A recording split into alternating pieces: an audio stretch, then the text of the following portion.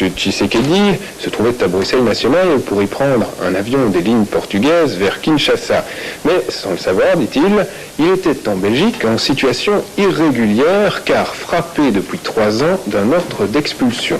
Le temps de s'expliquer, l'avion décolle, ce qui provoque la colère de ses sympathisants et rapidement une bagarre générale. Marc Bouvier.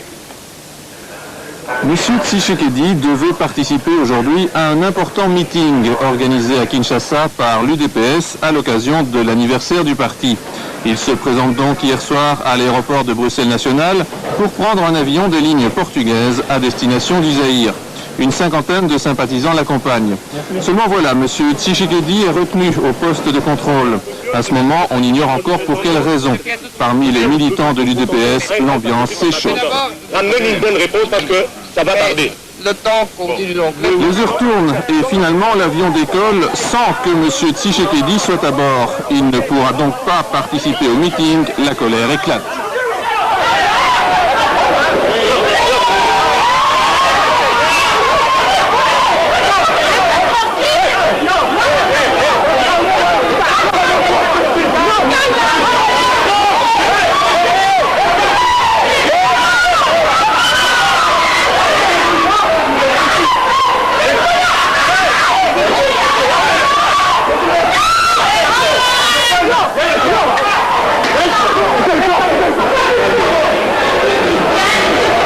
Résultat, 3 blessés dans les rangs des forces de l'ordre, 2 blessés parmi les militants zaïrois.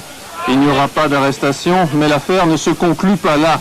On connaîtra ce matin seulement la raison de l'interpellation de M. Tshisekedi. En fait, l'opposant zaïrois faisait l'objet d'un ordre d'expulsion signé en avril 88 par Jean Gol, à l'époque ministre de la Justice. Cet ordre d'expulsion, basé sur un arrêté ministériel, était valable pour 10 ans. M. Tshisekedi affirme qu'il n'en savait rien, et on peut le croire puisqu'il avait reçu récemment un visa des autorités belges avec la bénédiction de l'Office des étrangers. Il vivait en Belgique depuis plusieurs mois au vu et au su de tout le monde. Vous le voyez ici participer à un Faire le point sur nos antennes le 9 décembre dernier.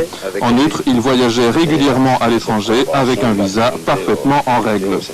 Comment se fait-il dès lors qu'un gendarme lui ait soudainement signifié qu'il était recherché et qu'il se trouvait en situation irrégulière? N'est-il pas étrange qu'on s'en souvienne précisément le jour où le leader zaïrois devait s'envoler pour présider au Zaïre un grand meeting d'opposition? Et puis, comment expliquer cet invraisemblable paradoxe? On interpelle M. Tshisekedi sur base d'un ordre d'expulsion et de la sorte on l'empêche physiquement de prendre son avion alors même qu'il ne souhaitait qu'une chose, quitter le pays. Alors, excès de zèle d'un fonctionnaire, prisonnier d'une logique absurde, ou sombre machination visant un parti d'opposition zaïrois à travers son leader. Écoutez l'avis du principal intéressé, Étienne Tshisekedi, qui, par la force des choses, est toujours en Belgique. Avez-vous le sentiment qu'on a voulu retarder volontairement votre départ pour Kinshasa? Oui, c'est non seulement les sentiments, c'est ma conviction qu'on a voulu retarder ma présence au meeting de mon parti à Kinshasa aujourd'hui même. Et selon vous, qui avait intérêt à une pareille manœuvre?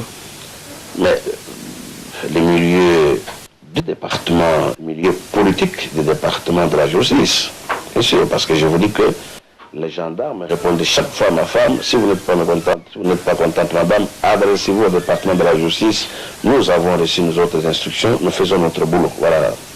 Alors, curieusement, vous devriez être expulsé à l'heure qu'il est et vous êtes toujours en Belgique.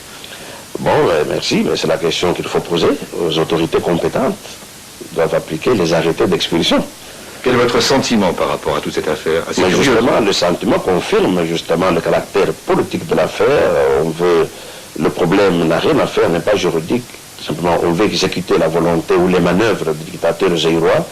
Alors pour le faire, il faut bien trouver quelque chose au niveau de la Belgique. C'est comme ça qu'on est allé sortir de cette arrêté.